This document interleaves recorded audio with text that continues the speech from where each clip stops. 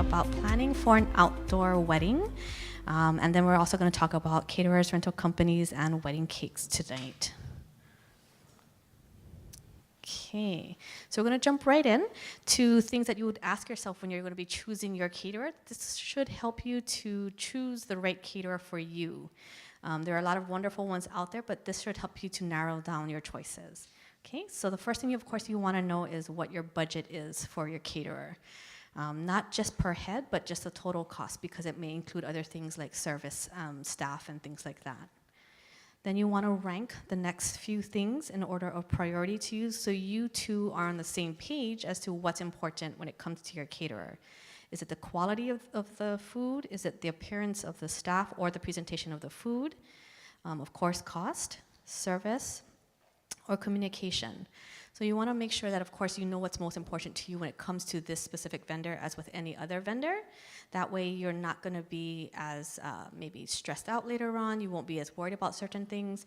There are vendors that may be great at all of these things, but it may come down to cost. You might have to realize that for some caterers, they might charge a lot less, but it may be a little bit harder to reach them. That might be okay with you as long as you save some money. So just to give you an example, okay? You'll also, of course, want to know what kind of food that you actually want. Keeping in mind, of course, not just what you folks are looking for, but your type of guests. If you have a lot of people who are flying in, they may not be as familiar with our local flavors. You may want to experience that with them, or you may not want to, depending on their personality. And if there's any must-haves for you, like if you folks share a favorite dish that you want to make sure that you do share with your guests, or if you want to make sure that they have certain things that will help with dietary restrictions, just keep in mind any must-haves. So when you talk with your caterers, you can share this information, again, to ensure that you are going to have the right caterer for your wedding. Okay? Some other things that you're going to want to ask yourself. Is there a kitchen, or what's going to be provided at the venue? Is there electricity? How far away is a prep area? Is there any drinking or potable water? So things that you can actually consume safely, not just from a hose. If the venue requires that your flat or your tableware is actually biodegradable or things like that, because there are more and more requirements later on, you don't want to plan everything and then realize that you have to purchase a whole new set of things. So talk with your venues and make sure you also share that information with your caterer. Okay? If these things are not as important to you, that's fine, but I just don't want you to be surprised later on. If your prep area is very far from your dining area, understand that it's going to take a little bit longer for things to be replenished, things to be cleared, things like that. So you don't want it to be too far away. Okay? Do I want my guests cleaning up after themselves, or are you okay with paying for staff to actually clear the tables? It is a wedding, so you may want to consider that. It's not always the right occasion to have people standing up and throwing things into trash cans, or to have plates piling up in the center if no one's busting them. You might spend a lot of money on beautiful floral arrangements, and then you have all these dirty plates in the middle of the table. So kind of keep that in mind as well. Okay. Do you want to rent plates and utensils, or do you want your caterer to provide disposables? The great thing now is some disposables look very real. So it can be disposables that look like real china, just keeping in mind that you do have options again. Okay? Of course, the real ones usually weigh more, so they usually hold on the table a lot better if you're doing an outdoor wedding versus blowing away or other things. Okay? Do you want a caterer to learn how to cater a wedding? Or do you want a caterer who actually can tell you what to look out for? Okay, so basically experience is someone that can tell you, oh, yes, you can do that, but keep in mind X, Y, and Z, and then you can still choose to do it if you want to, but that way you won't be surprised if something happens that's unexpected. Okay, so caterers will kind of, the ones that have done it many times, know how long food should or should not be sitting out. They know what kind of things to keep, or to bring with them to keep your food either cold or warm. So these are all things that come with experience. So just be, I'm gonna stop there because it's gonna come up later on. Okay, so one thing that we're doing different tonight is we have some giveaways from different vendors. Most of it I'm just gonna pull a name. The first vendor that's giving something away is Picturesque, the one again that did the laser cut decor. Picturesque is giving 15% off of any order of $200 or more. And the person getting that will be, and this card box is theirs as well. Sunnylin? Wonderful. Yay.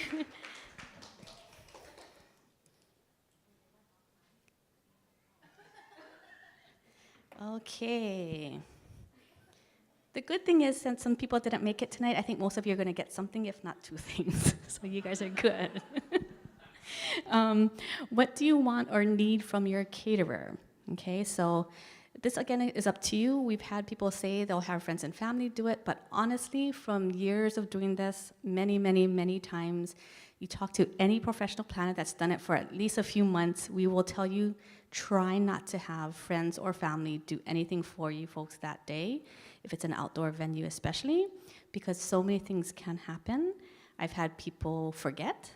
I've had people think, oh, I'm gonna come and drink first, so they go in the corner and start drinking, get drunk, forget to set up. I've had people that, oh yeah, I'll do it later on, they lose track of time, and then things don't get done, and we're last minute scrambling. Okay, so we've had friends and family try to set out guest table linens, but your caterer might be able to do that for you. Your caterer might also be able to fold and set out napkins. So these are things not all caterers do, some do. So talk to people, make sure you know what you're getting your quotes for, so you're comparing apples to apples, okay? They might give you a quote, and this caterer costs a little bit more, but they do all these extra things that maybe you're not aware of, okay? Will they set up and replenish the food, or will they just literally just deliver it and leave? So again, this is something that could potentially have an additional cost if they stay and staff it for someone to stay and replenish food.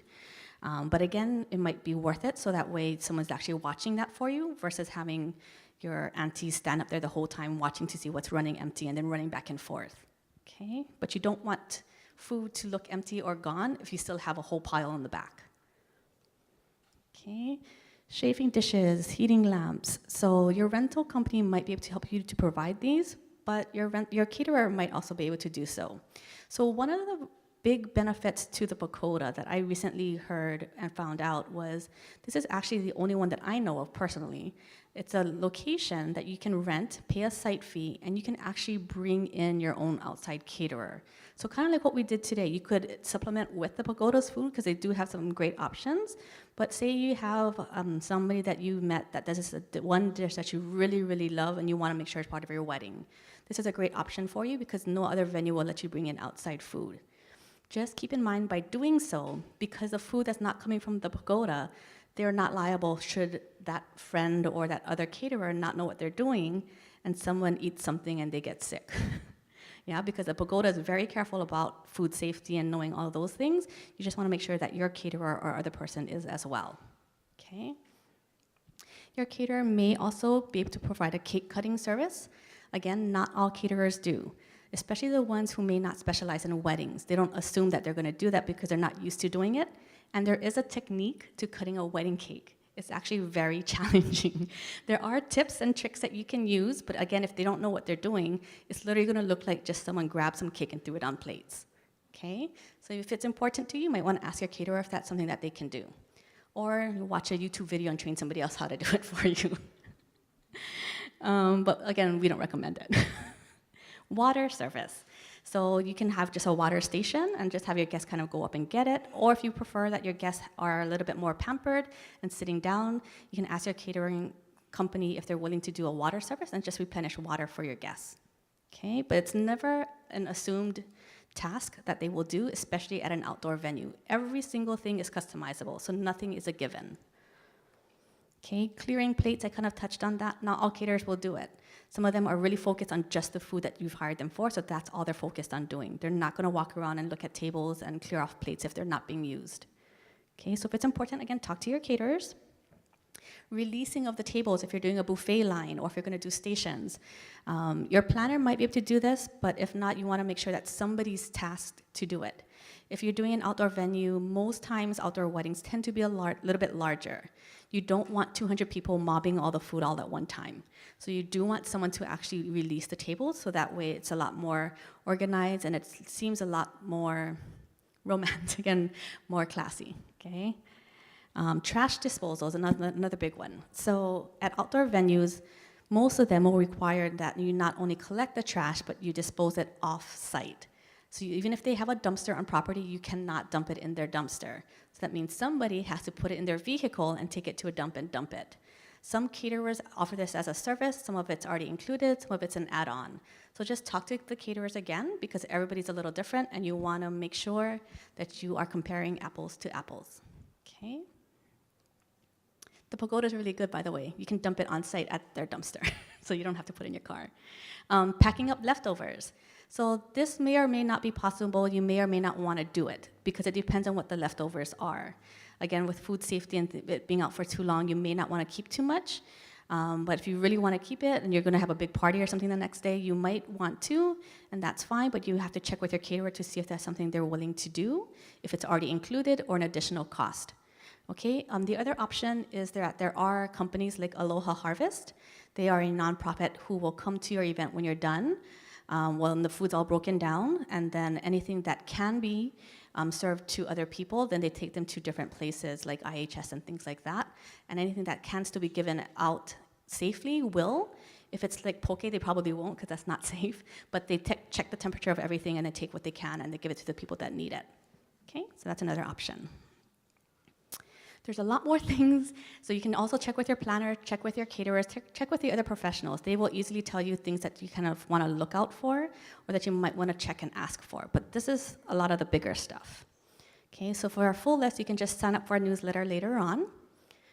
So choosing a caterer. We talked about what experience can represent. The caterers, if they've done it for a while, should know what they need. So for example, if you get a quote from them, you should be able to ask them, okay, so what, if anything, do you need to be able to execute our wedding? Do you need chafing dishes, or are you providing those? Do you need the sternos, or are you providing those? Or do you need the serving utensils, or are you providing those? A good experienced caterer can just give you a quick list that's actually just like a bullet list of every single thing and quantities that you'll need. That way you're not guessing or that day realizing, oh, how come there's no chafing dishes for everything to go into or something like that.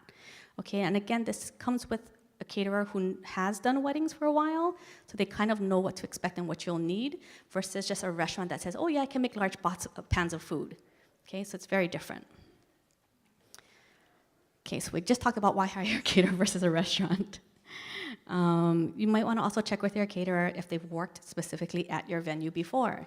Again, they'll be more prepared that way. They know how far away the kitchen or the water is. They know where to find certain things or what they are not allowed to do.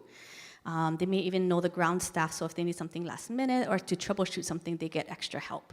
Okay, so it does make a difference if your caterer has worked at the venue before. If you have a professional planner, it's even better if your planner has worked with your caterer before. Ask the caterer if they can walk you through an event day once they arrive on site. So if they can describe to you what they will do from beginning to end, it'll give you a very clear picture of what they will and will not do.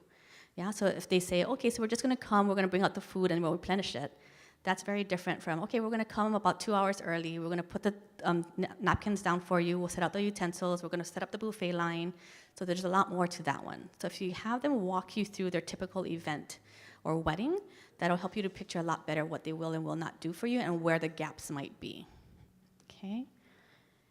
If your caterer includes staff, what will they be doing? So we kind of touched on that a little bit. Staff can be used in so many different ways, and it's going to vary from caterer to caterer, so you will want to ask what their staff will be doing when they arrive on site. Are they going to set up chairs and tables, or do they literally just come and wait for all the guests to come, and then they just serve out food? Okay, so some staff are there sometimes just to replenish the buffet line, but they have nothing to do with the guest tables. Okay, so there's never, again, anything that's automatic. Everything should always be double checked when you're doing an outside venue and you're bringing your own catering and staff and/or bar. The bar's a whole other thing, by the way. Will your caterers relocate your ceremony chairs? So this used to be a big thing because it could save you some money if you're reusing your ceremony chairs for the reception. If you're setting up 50 chairs for your ceremony, that's 50 less chairs you may need for the reception if you're just going to reuse them. But check with your caterer. If they don't charge you, then yes, you're saving that money. If they charge you anyway, you may just want to order another set of 50 chairs. Okay? And our next giveaway is from Kyler of Kai Photo. So he's giving away 10% off of his photo services, plus a 20 by 30 metallic print, which is a $225 value. And that goes to Christine.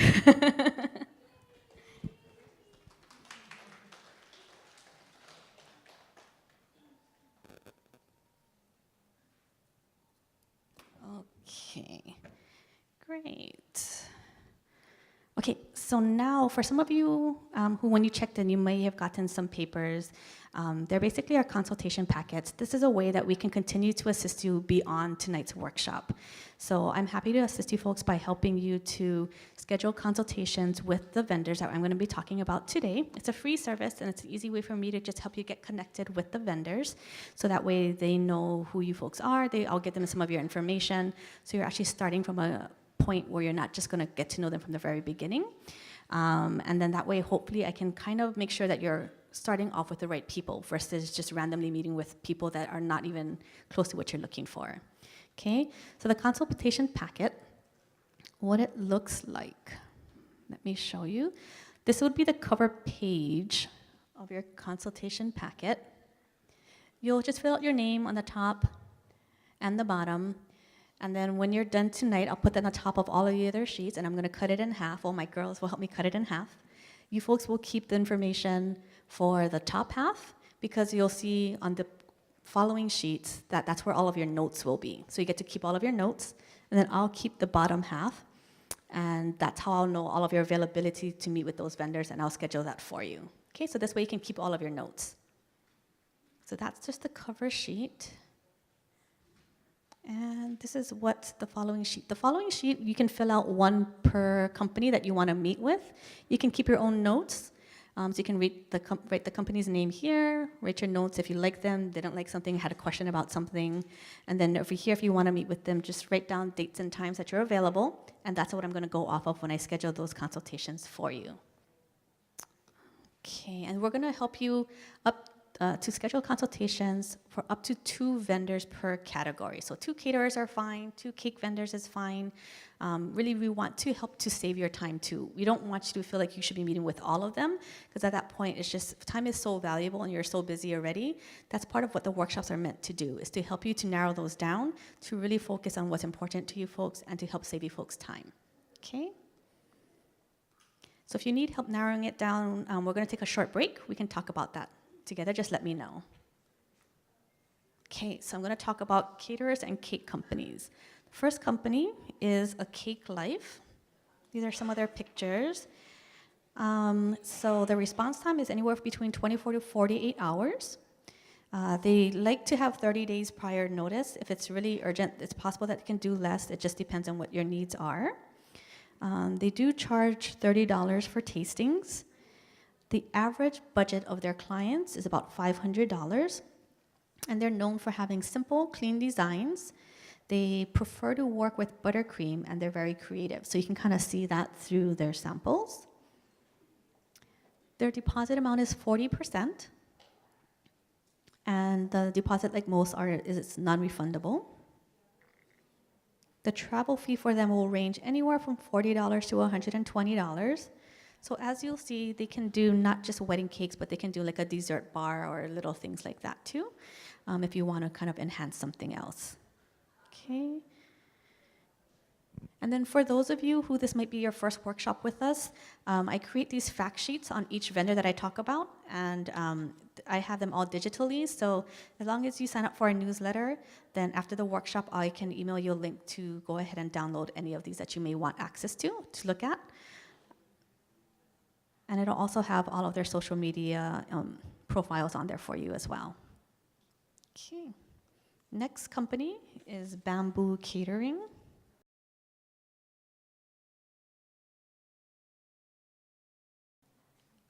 They can do fully catered events with as little as 1 week's notice. Of course, the more notice, the better.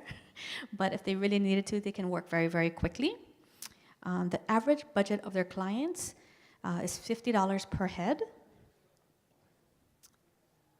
The deposit amount is $500 for off-site, or if it's only 90 days or less prior, then it's 50%.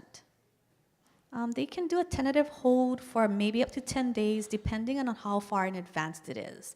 Okay, so if it's a lot further in advance, like a year or so, then 10 days should be fine. But if your event's in like 2 weeks, probably not. Okay, they're known to be a one-stop shop for great service and for food quality and taste.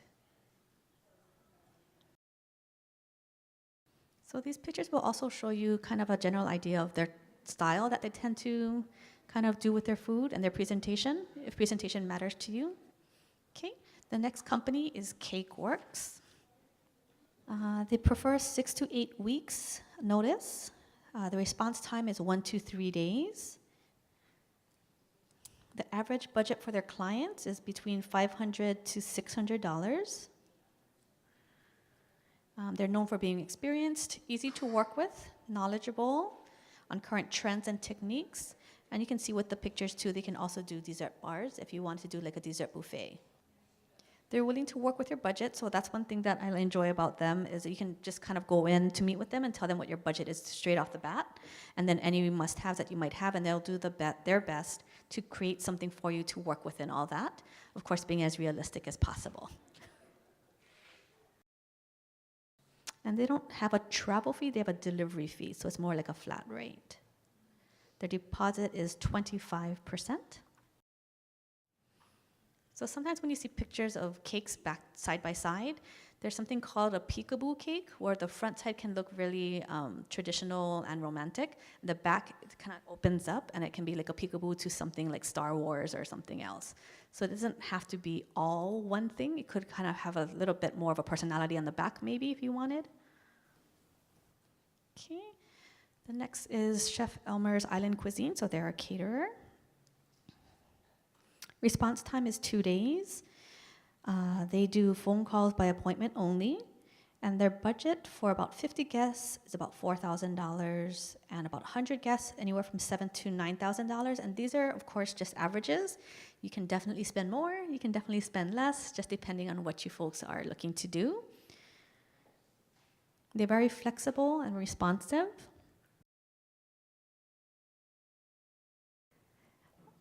They have, I guess, like a sister company, Pokestop, if you've been in Mililani or Waipahu. I know they have some other restaurant in Waikiki, I believe, too. Fish Hook or something.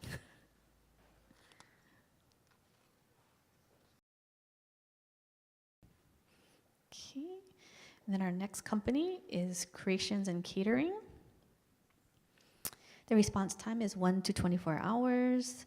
They will communicate via email and phone. They're a full-service catering event company, so they will look at your event as an entire concept. So it's not just food. They'll help you with like buffet decor, that sort of thing. They can definitely provide all the staffing as well. Their deposit is only $1,000. A tasting fee may incur depending on what the menu is that you're considering. Our next giveaway is from Tanioka's. They are giving away a Pachaco tote bag. You can collect that from Kevin later on. Okay. This is going to Kenny Lau. Yay! Great. Next one is Mad Cakes, which is one of the vendors that gave samples here this evening. So this is a peekaboo cake on his that you can see. His response time is a week. Turnaround time is 4 weeks, so he likes 4 weeks notice, but if you really needed something with 2 weeks notice, he can try his best, just let him know. His tastings are $25. The average budget of his client is about $450, and his deposit is 50%. Unfortunately, there's no tentative holds, so if your event doesn't happen, there's no refund on a deposit. Okay, next vendor is Onoyo, which again, you got to sample this evening. Their response is 1 to 2 days. They'll take phone calls by appointment. The average budget of their clients, if there's a group of 50 people, is about $350. For 100 people, it ranges usually between $500 and $600. This will also, of course, depend on which options you folks select, okay? They're known for very fresh, simple ingredients, and I hope you folks got to sample that, then you folks will see firsthand what we were talking about. Very fun, customizable menu, and a very unique guest experience. They're the only ones that I know of that is doing this right now, by the way. They'll take check or credit card, and their deposit is only $100. Okay, our next person is Tanioka Seafoods and Catering. The response time is between 24 to 48 hours. They're specializing in Hawaiian and seafood. They can communicate with you folks via email, phone, as well as in person.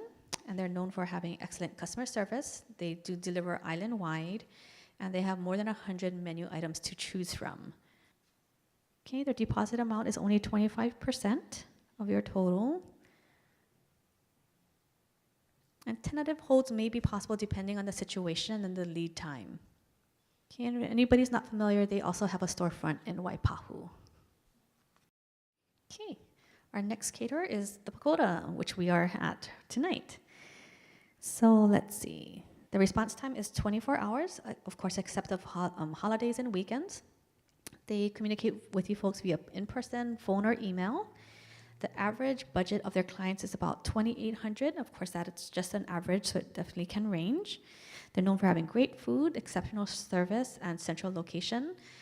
If you're local, I think almost everybody knows where the Pagoda restaurant is, so you don't have to worry about driving into Waikiki. They can do a 2-week courtesy tentative hold, and their deposit is just $500. Okay, and they do have another ballroom right above us, too.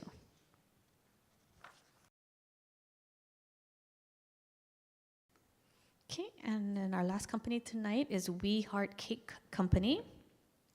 Their response time is just 1 day. The requirements, there's a tasting and consultation fee for $20. However, if you do book them, they will credit that $20 towards your final invoice. So it's not like you have to pay for it if you hire them. They prefer to meet at their store. Their location is actually right in downtown. Their average budget of their clients is about $300. Their deposit is just $100. So they can do dessert bars as well, like you can see. Now I want to introduce and bring up here Gina with Perfection. She's going to talk to you about floor plans and some other things related to outdoor events. Thank you, Gina.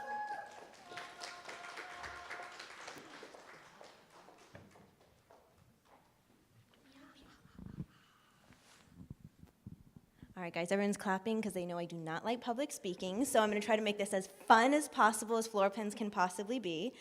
So you'll find, this is a little side segment, that you will find different planners that specialize in different areas. While everyone can have a good overall feel and help you achieve the wedding that you're looking for, everyone has a little bit of specialty. Mine happens to be floor plans and logistics, so that is why Kelly has brought me here today. Creating a floor plan. Not only is it a requirement for most of your vendors, so they know what space they have to set up, they know where their electrical is. It really just has to be done overall because catering and rentals for an outdoor wedding are one of your biggest costs, or I should say both your biggest costs that you're going to have. So understanding what you have to work with, what kind of space you have, as everyone can see with the weather, how big of a tent are you going to need? And I say no matter what your plans are, always plan for the worst case scenario. So plan for that tent cost. Best case scenario, you get to save a couple $1,000s as you get closer to the end of your, you get to decide a little bit closer, but always plan on that budget with your worst case scenario or your plan B. Must be reviewed by a professional planner. So the reason I say this is your rental companies will help you create a basic floor plan. However, they don't know, and I think it's going to be my next bullet point, they don't know what you don't know. So in the sense of they're going to tell you, okay, you're looking at 100 people, you can fit 10 to a table, you need 10 tables, you need a tent, this is what can fit. They don't know if you're planning a plated dinner. They don't know if you're planning a buffet. They don't know if you're doing family style. They're really there to give you tools to kind of help you figure out the basics, but you guys really have to kind of indicate to them every little detail, which 9 times out of 10, this is a one-time wedding. You don't plan weddings on a daily basis, so you don't know what you need to know. So every time I say, whether it's an on-site coordinator, whether it's your wedding planner, it needs to be reviewed. If they're not creating the original, it has to at least be double-checked by them. Oh, see, told you it was the next line. After getting a quote for items needed, it's really going to help you understand the flow of your event as well. So 9 times out of 10, I'll get a sketch from someone. It says, okay, this is my ideal plan. I say, okay, so I just want to make sure I understand that your guests in an outdoor venue have to cross your white dance floor to get to the ceremony and come back over again to get to the bar, so it kind of doesn't flow right. We can do this if that's what you want, but those are the thoughts that you really want to create to have a seamless flow from start to finish. How are we going to get the guests? What's that experience when they come in? There's beautiful venues that maybe that's all they're focused on is the view, but then there's a wire tripping hazard because we ran the electric from this side of the room all the way to this in the most active area. So your floor plan's really gonna help you understand the seamless flow, as well as really give you a better idea of what kind of money you're spending. Unfortunately, rentals, you don't have much flexibility. Of course, you can always upgrade a linen, you can always decide on chair covers or not chair covers, but the fact is you need tables, you need chairs, you need coverage, you need light, you need all of those basic items. So again, having that firm concept of what that is and how it affects your budget is really important. So this is a sample of one of the floor plans that I do. This is a little bit more basic, but this is kind of to show you. This is Kualoa Moli'i Gardens, and this was a open air event. This was our plan A. We actually did get to move forward, but it was everyone kind of squeezing very tightly to make sure that it happened. But this is really to show you what our floor plan was, as well as the execution. So we're not showing you the pavilion in this one exactly, but this is how I show you not only is important on the placement, we're also indicating how many tables per, how many chairs per table. Even though they are all listed as names of locations, for ease of our catering staff, what is the number, how does that coincide? So rentals and floor plans help your rentals, floor plans help your caterers, floor plans basically help absolutely everyone involved on the wedding day itself. Things, like I said, how to release the table. So we put that in our floor plans. For outside caterers, it's really important. We can indicate it, we can prep them with it ahead of time, but at the end of the day, they're gonna have this one cheat sheet in the middle of all the chaos and say, I now remember which table to release first. Because I have seen it, gosh forbid, the friend's table gets released before grandma's table, and then all chaos kind of heads out. So we wanna make sure we have the cranky kids that they need to eat, and they're just creating a ruckus. But again, this is just to kind of give you an idea of the size of the tables, the floor plan. This is how we figure out how much square footage of lighting do you need.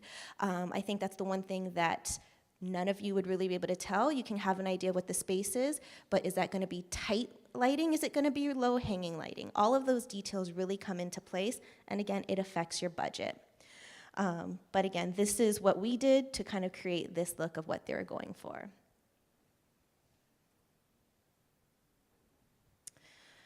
We touched about it a little bit.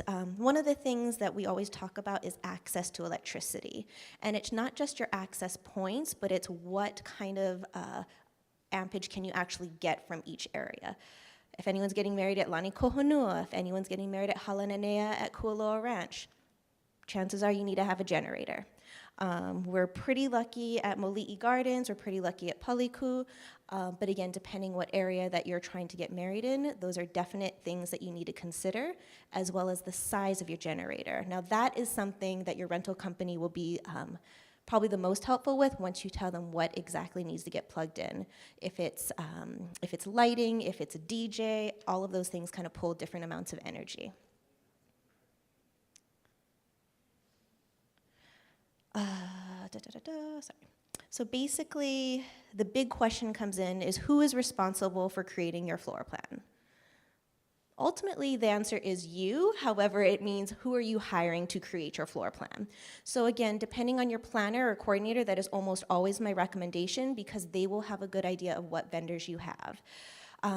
Your vendors typically will add within their contracts or their rental agreement what equipment they need. However, I have found a good portion of times they do not, and or the planner already knows on an experiential basis what they're forgetting. So they might say, I need a 10 by 10 coverage. Great. Do you also know that you need to get them a table as well as a linen?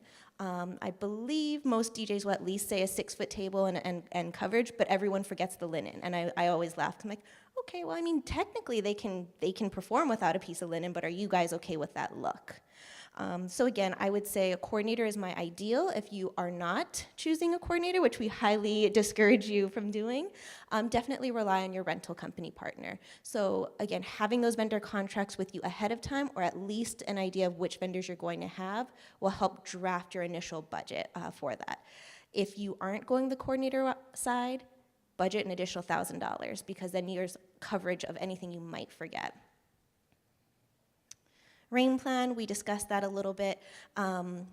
With your outdoor venue, some may have rain plan options for ceremony and or reception, but you have to kind of determine, again, what are you okay with. My plan always is ceremony, we're okay going with your plan A. Worst case scenario, we can start a little earlier, start a little bit later, unless we know that it's just unfortunately gonna be a bad day all day, we're gonna give you our recommendation. Reception, my rule of thumb with all the people that work with me, you have a tent. You have a tent, or your entire group can comfortably fit into another area without having a tent. We cannot physically move all your tables, especially local groups here. Who's having a wedding under 50? Okay, exactly. So we are not moving 100 or 10 to 20 tables and your table settings with your linens already wet, with your seat covers already soaked. There's just no physical way to actually do that, nor is there usually a place to do it. So that's why we say, play the safe route. There are so many different ways we can give you. People are like, I don't want the circus tent. I say, do a white top tent, add a little bit extra for some draping, add a little bit for your lighting. We will make it beautiful, and guess what? Your guests are gonna have a great time when they're not having to worry about the weather, versus if you have a beautiful lighting area and they're soaking wet. So again, it's not just thinking about, I guess, the whole experience together. And my last tip, I believe, and I'll double check, is always plan for your maximum count.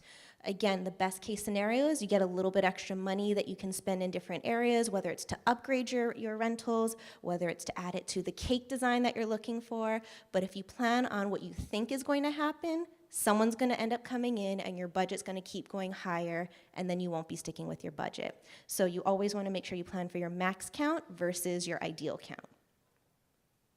Ooh, yay, and that was it, guys.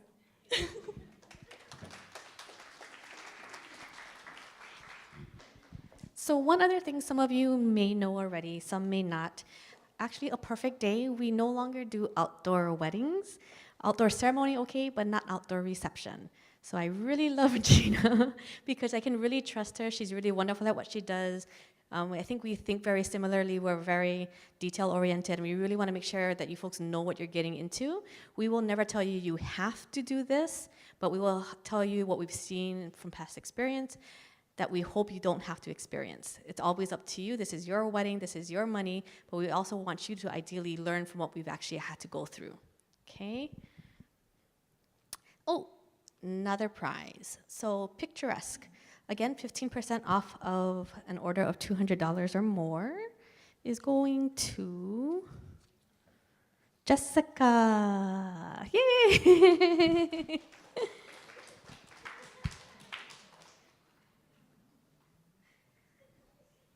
Okay. Oh, and then now you all get a 10-minute break. So you guys can use the restroom. Onoyo's still here. Some food is still out. Please help yourself. Feel free to get some business cards, talk to vendors, stretch your leg, and we'll be right back. So we're going to talk some more about outdoor venues. So in case some of you may not know yet, there are actually more and more venues now that are making it a requirement to have a professional planner for your wedding day. The reason why is this is one way that they're able to make sure that their policies, procedures are all followed, and that ideally you have the best experience possible, so you won't find a lot of things that you're surprised about that day, because a professional planner should be the one to kind of make you aware of what could happen and to prevent most things from actually even happening. So a professional planner can be very, very key. And to me, it's all about what your priority is, what your budget is. But if it's a requirement from the venue, it's also important to know why they're requiring it. So when people used to call and ask me or tell me that they just need a planner because their venue is making it a requirement, I used to ask them, okay, so what does that mean that you would want me to do for you? They said, well, I don't really feel like I need a planner, but my venue said I need one, so I guess I want you to coordinate that day and make sure that everything happens smoothly. I'm like, okay, so you actually want me to do something, not just show up and stand there. Because if you want me to show up and stand there, I don't have to charge you nearly any very much money at all, because there's no work beforehand. I don't need a staff that day. I can literally just show up. But that's usually not what the requirement is there for. If the requirement from the venue is there because they want to make sure that your planner, make sure that you follow all the policies and procedures to make sure that all of your vendors arrive on time so that way you have the best experience possible, now there's a lot of work involved. Okay? So it's just again about understanding what the requirement is and what it means to your venue. Every venue is going to be different. They may require a planner. They may not even require a professional planner. I actually just went out to the Hawaii Polo Field not too long ago. They do require a planner, but it doesn't have to be a professional. They just need someone to be your day of contact person. They will give you tips and things and recommend that it be a professional, but it doesn't have to be a professional. Okay? So just kind of keep those things in mind. With outdoor venues, is there a getting ready space for you on site?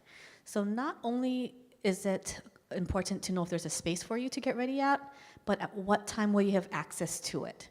Because if they only give you access to the getting ready location or space an hour or two before your ceremony, that probably is not going to work for you, because most times you need to be dressed and taking pictures an hour or two before your ceremony. You can't start your hair and makeup 1 or 2 hours before your ceremony. Okay, so you want to fully understand what that means for getting ready location. Which wind is the wind blowing? Which way is the wind blowing? This changes, of course, because we have Kona winds, we have different kinds of winds. But keeping in mind the direction of wind can make a big difference.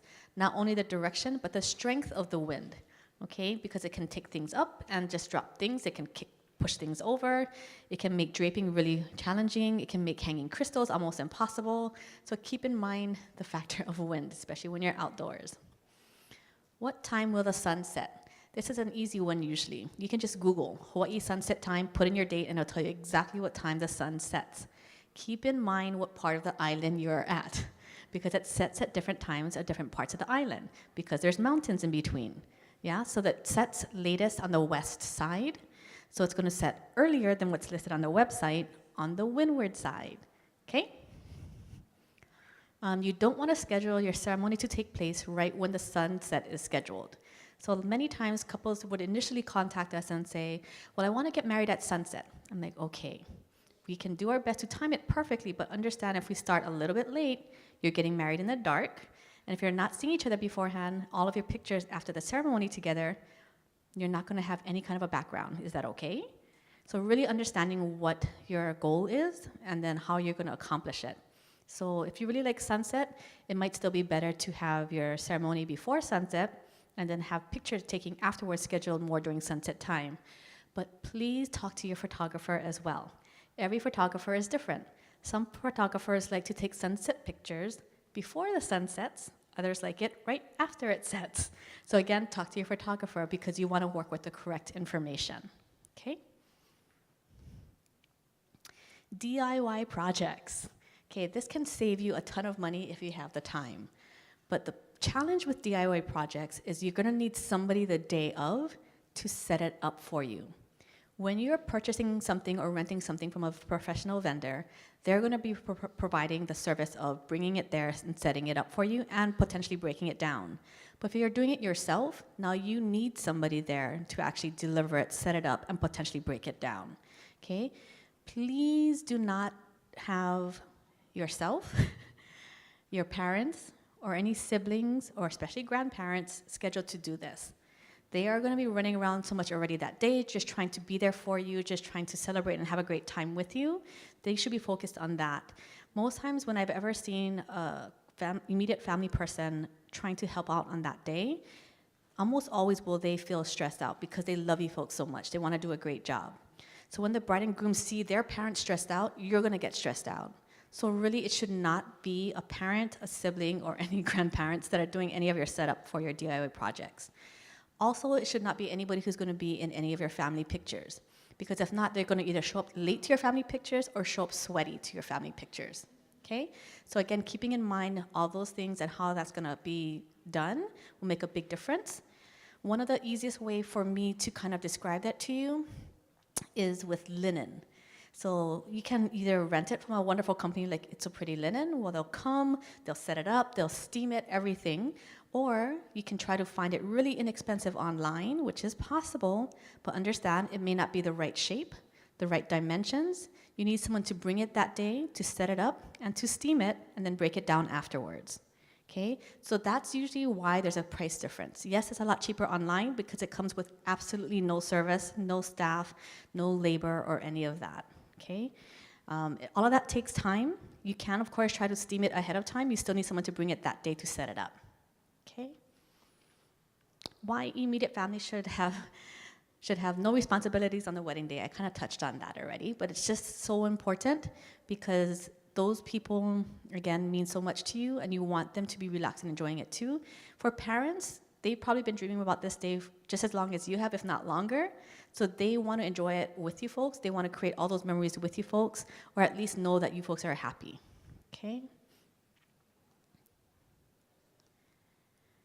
Okay, so for outdoor venues, you want to know if items are provided, will they be set up, or is there a cost to set it up? So for example, when you rent things like tables and chairs, there's usually a cost to rent the item, and there's usually a cost to deliver it and set it up. So if you don't pay for the setup fee, the company will usually just literally deliver it, stack it on the ground, and leave. You need someone to use the labor to carry those tables where they need to go and set them up. Okay? If you don't pay for the delivery, then you have to send someone with a big enough truck to go pick it up, deliver it, and set it up. And it takes a lot of labor and time to do. Okay?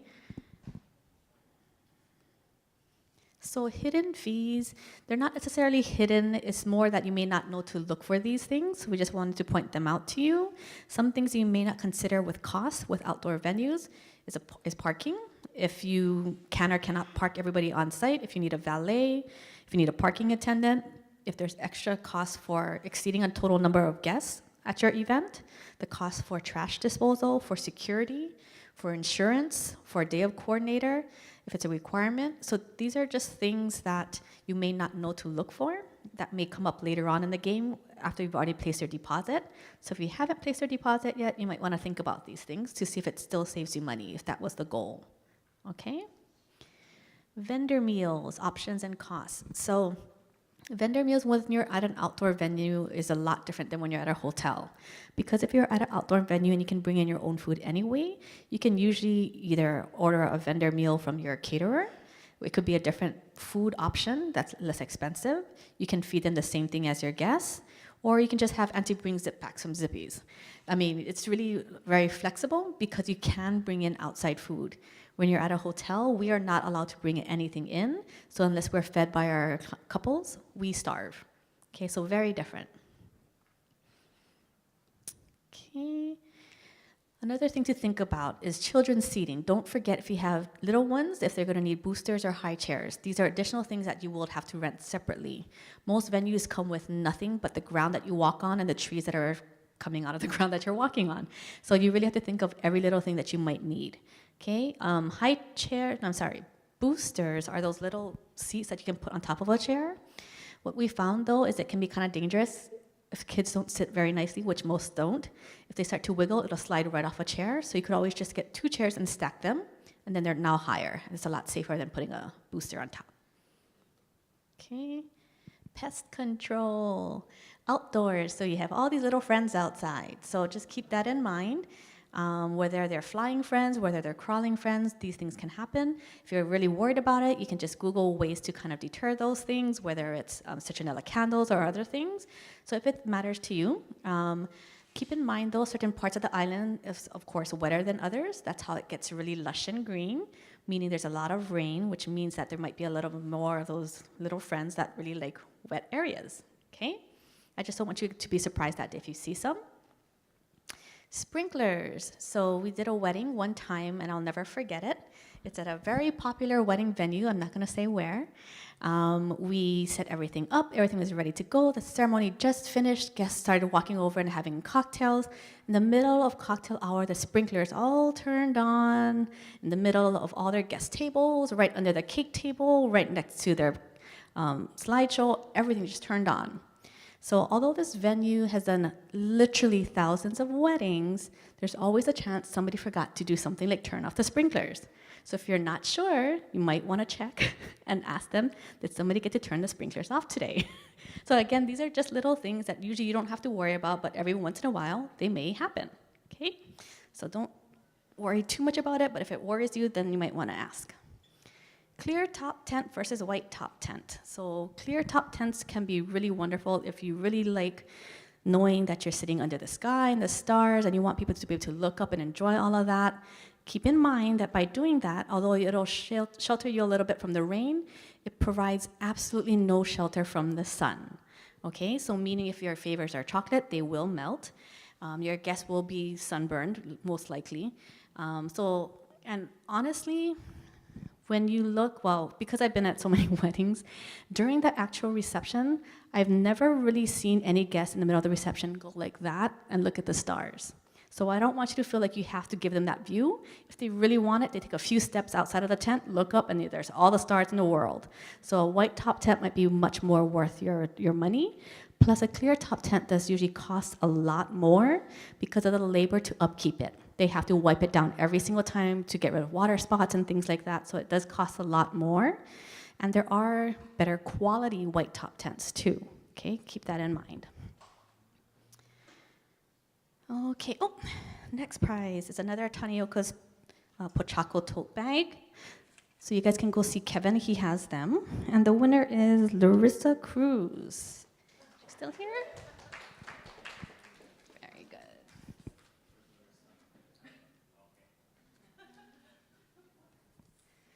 Alrighty. More about outdoor venues. So weighing down place cards, menus, and things that might fly away. Keep in mind, again, when you're outdoors, even though you might be at a venue that's typically very calm with wind, you might get very lucky and get a really nice breeze that day. But it might feel good, it just may take everything else with it. So design, decor-wise, you have to keep those things in mind. What I did was I just collected some pictures for you folks to give you an idea of different ways to kind of weigh those things down. So this is actually a clear plate over a colored napkin. So you can still see the napkin, but you're also weighing it down, if that makes sense. This is an option just so that you know that Tanioka's has. Okay? So it's hard to tell because the napkin is green. It's very light green, but it's right under the plate. Okay? This one, they're using the utensil to kind of weigh it down. Again, this has to be a real utensil. Plastic will not really help. Okay? It's harder to see, but this one, the napkin is sandwiched between the charger plate and the actual eating plate. Okay, if you're not sure what a charger plate is, you can see the VIP table. It's those pink ones. They're really more just decorative, so they're not meant to eat on. You're supposed to put the eating plate right over that. Okay. This one, again, the napkin is just under the plates, but this one is just draped down the side of the table as well. This one is weighted down by like an escort or a place card, which is a tile, and they just had calligraphy with the word bride on it. And then it's also tucked under the plate, okay? This one is a cute napkin fold with the utensils inside to help weigh it down again. Kind of the same idea, but this one I picked it because it has the little place card woven through the teeth of the fork. This way you don't have to weigh down a whole separate place card. Okay. This is cute if you're doing disposable. Just put it all together, make it really cute. You can use your colors, but disposable utensils here and just disposable napkin and some ribbon. Because if you're doing disposables, you can probably purchase them way in advance, so you can do this as like a project with you and your girls or something like that and have it all ready for the wedding day. You don't want to do something like this on the wedding day, okay? This will take way too much time. This is another way to kind of display escort cards. I think a florist locally might have this, and they basically have it that you can rent it as a display, and then they'll help you to put all the cards inside. This is an example of what we did last workshop series for business cards. It was all weighed down between the ribbon, just to kind of keep it all nice and safe. But those are just examples for you folks of how you can weigh things down. Okay, rain. I think this is a concern for every single couple, even if they're at a hotel. So of course, there's absolutely nothing we can do about stopping the rain, but what we can tell you is if you're outdoors, you, to a certain degree, need to be okay with it, because yes, you can get a tent, but it doesn't mean that the tent will protect you completely. If there's any wind, I've seen rain literally come in horizontal. So unless you have 4 walls to a tent, which will be extremely hot underneath, you will still get wet. So some things you can try to do depending on how the rain is coming in, what direction, you can kind of try to shift tables more towards the center of the tent and things like that. You can get sidings for the tent and just do 2 sides if you know which way the wind is coming. Once you put up the walls, you're not going to take them down and move them though. So you just have to commit to which 2 walls you're going to put them on. Other than that, we tell people just enjoy it. The reason why, I've seen it both ways, where couples would either get really, really sad when it started to rain, and all their guests would get so quiet because they're really, really sad for the bride and groom because they know how sad you are. Or the bride and groom are like, hey, it's raining, wonderful, take off my shoes now. I don't need them because they're just gonna get muddy, go outside and dance, and then the guests go with them. If they know that you're having fun and you're still happy, they will do anything with you. And those were my favorite pictures of all wedding pictures, because photographers will take pictures of you folks in the rain and their flash bounces off all the raindrops and it looks like you're just dancing in all these diamonds. And it's so amazing, but it really depends on you folks and how you folks handle the rain. If you folks just make the best of it, your guests will too. But if you get heartbroken and sad, they will feel that for you. That's why they're there, they love you. So they're gonna be heartbroken the entire time, okay? Your wedding dress hem. Okay, so what this means is if you're outdoors, you need to tell your dressmaker or the salon you're getting it from that you are getting married outdoors, especially if you've been on the grounds and you know that the grass is kind of cushiony. The reason why is when you start to walk on it, it's very different than walking on cement. When you walk on grass, you sink a little. So that means if you sink a little, now the dress of your hem is gonna be dragging on the grass and you're gonna trip all day. So tell them you're walking on grass, so the hem should be a little bit higher. If you're indoors and you're on cement, it doesn't have to be that high because you're not going to sink into the cement. Okay?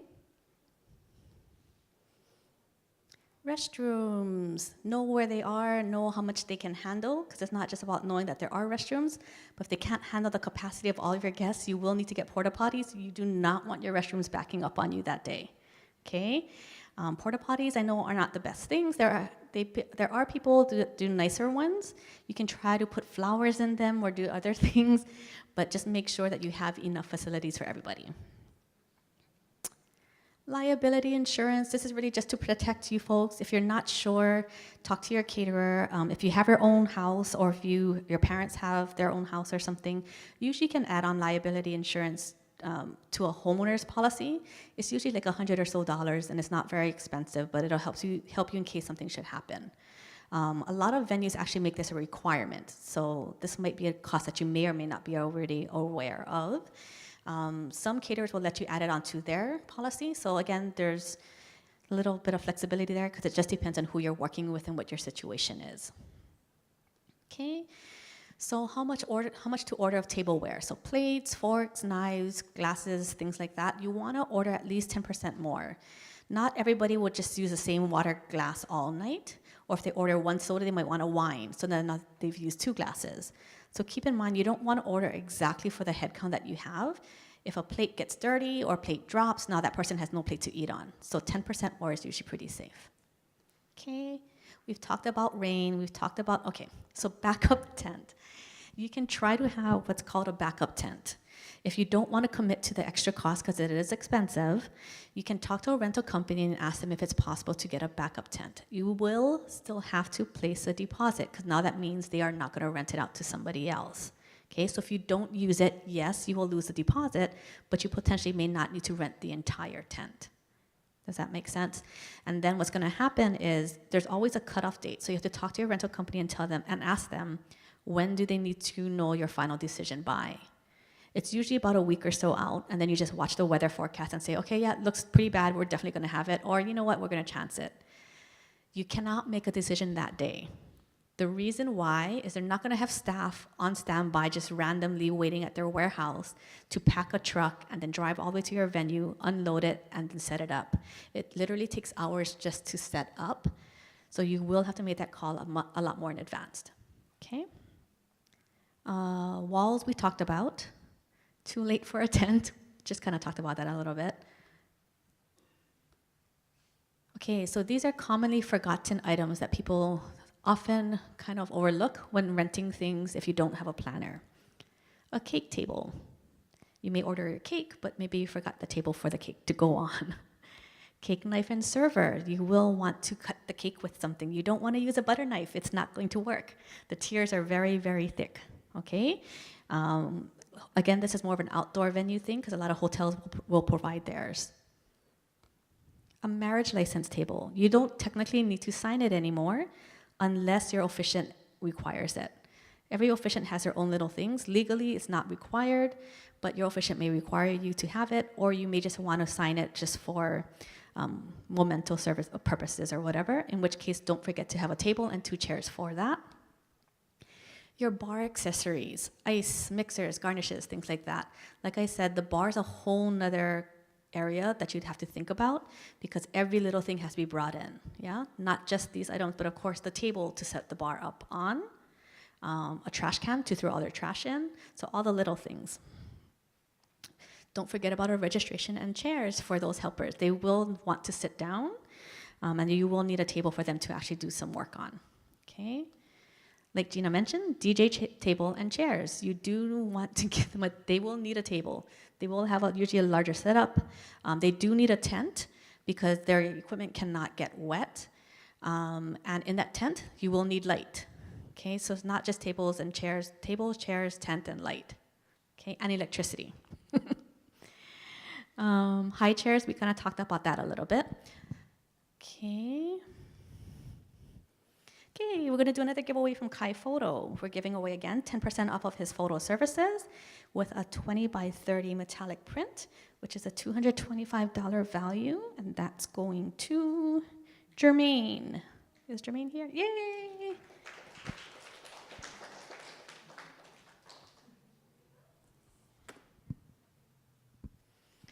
Okay, now we're going into what to ask yourself when choosing a rental company.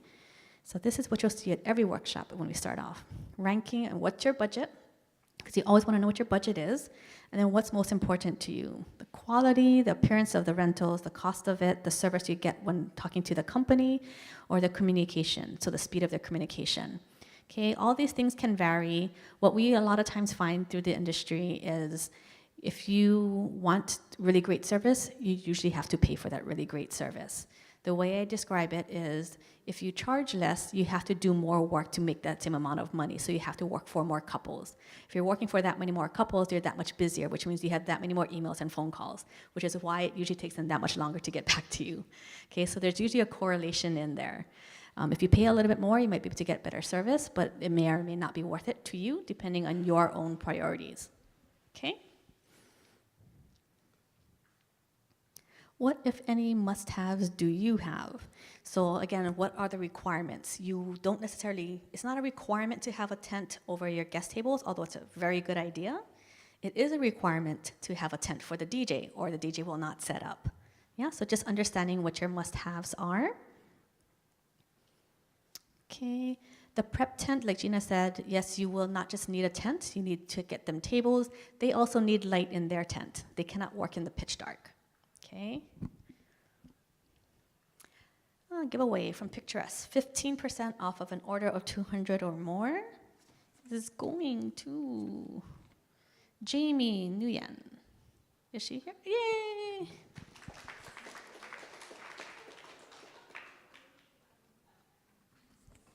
Okay. Okay, the commonly rented items. If you sign up for a newsletter, you'll also get this list. Guest tent, dance floor, guest tables, guest chairs, tent lighting, cake knife and server, marriage license table, ambience lighting, Ceremony chairs, chairs for musicians, registration table and chairs, DJ table and chairs, vendor table and chairs, photo booth tables, plates, utensils, napkins, glassware. So there's kind of a lot of stuff. And this is definitely not the end, full list, but this is to get you folks started on the major things and things that you would otherwise possibly forget. Okay? This is information that you're going to want to provide to your rental company to make sure that they can service your event correctly. You definitely need to tell them your location and your day of contact person's contact information. Okay, that should not be you. If you don't want your bridesmaids always running away and talking on the phone and things like that, it shouldn't be any of your bridesmaids. Same thing with mom and dad. If you want them in pictures, they should not be a contact person because they will answer their phone if they think it could be something important for your wedding day. Then your pictures then get pushed back and then you don't get all of your pictures and it's just a whole big mess, okay? So not mom or dad or wedding party unless you're okay with those things. Tell them what the earliest setup time is. So even if they may not need all that time, tell them the maximum amount of time that they could have, because now you're giving them the best opportunity to get you what you're renting from them. You also want to tell them what time everything has to be ready by, but give at least a 30-minute cushion. So say you absolutely need everything ready by 5 o'clock, tell them 4:30. It gives you a little bit of cushion time if something was forgotten, something was broken, or something was just not brought, missing, or whatever it might be. So give yourself at least a 30-minute window. Tell them what order you'd like things set up. So for example, well, one thing you can't kind of change, the tent always has to go up first because they can't do the tent after they do the tables, okay? So the tent is always first. Other than that, it should always be tables and then chairs, because that way there's a lot more things that go onto tables than chairs. So once the tables are ready, then people can start to set that up while the chairs are still being worked on, because almost nothing goes on chairs. Okay, so chairs should be last. You do want to provide a layout. Talk to your planner about this, because your planner can easily tell you a lot of things you may not be aware of, especially if they've worked at your venue before. Sometimes when you look at a floor plan, it may look like things will work, but you didn't know that over here on this part of the lawn, it's slanted downwards, so no one's gonna sit there because they're gonna fall over. You may not know that over here there's a big pothole, or that over here there's a tree with a really big root going right through it. So I mean, all these little things, again, your planner will help you kind of navigate if you're not very familiar with it, because you may not have known to look for those things when you went on your site visit, okay? You also need to tell your time what time breakdown time is and what time your guests have to be gone by. So there's two very important end times. One is what time the music has to end, and what time everybody has to be off property by. Those are two very different times, because you need to make sure that you follow the rules and that music ends by like 10 o'clock, and yet you're giving your vendors enough time to also break down what they have to and be off property. So even if music has to be done by 10 o'clock, but if your vendors have to be out by 11 and they need 2 hours, your music will have to end at 9 o'clock. So that's another thing that can help you to choose a vendor. Some vendors take longer to break down than others. A lot of times it will depend on what you're ordering from them. Okay, so if you're only ordering a few things, it takes a lot less time than if you're ordering a whole lot of things. But keep that in mind. Otherwise, you will get charged overtime fees, which are very expensive. Okay, and what time you have to be off property. Okay, now we're going to talk about rental companies. The first company is Excel Rentals. Response time is 24 hours. Their average client's budget is anywhere from $5 to $60,000. It's just this huge range, because nobody knows what you're going to rent from who and what quality you're looking for, what look you're looking for. So there's just this huge range. There's no way for anybody to guess that. Travel fees are anywhere from $60 to $120. Deposit amount is about 50%. And again, all these fact sheets I can send to you if you sign up for our newsletters. Next company is Event Accents. Response time is 1 business day. Average client's budget tends to be about $800. They communicate via phone and email, and they're known for high quality specialty decor and furniture rentals, exceptional customer service, and seamless execution. Their deposit amount is 50%. And the cancellation refunds vary depending on the date that you cancel. So depending on how far in advance of the actual event date that you do cancel. So one side note, you notice that some people have dance floors outside the tent. You can put lights over it. That can be really nice.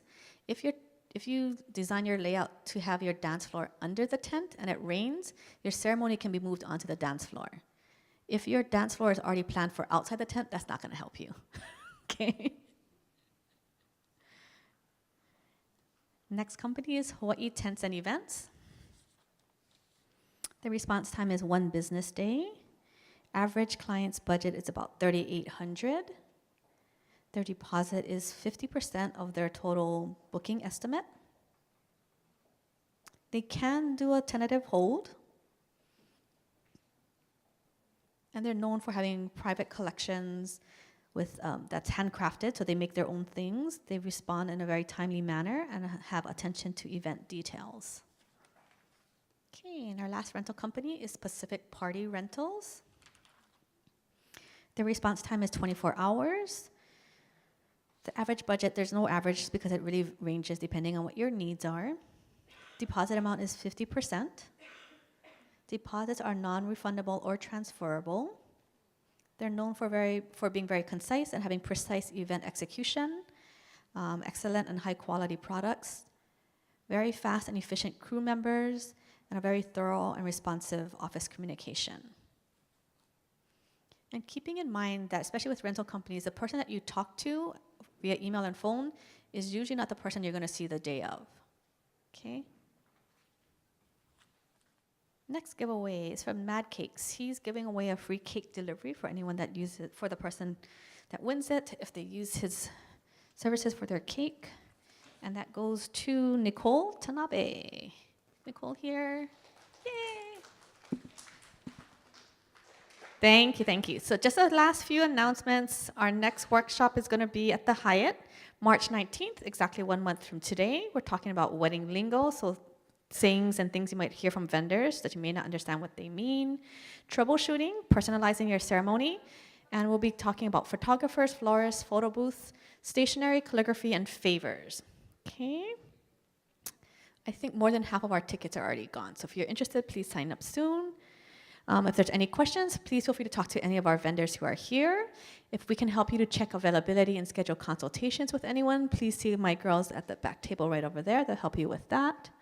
Thank you very much, and you can sign up for the newsletter. Thank you.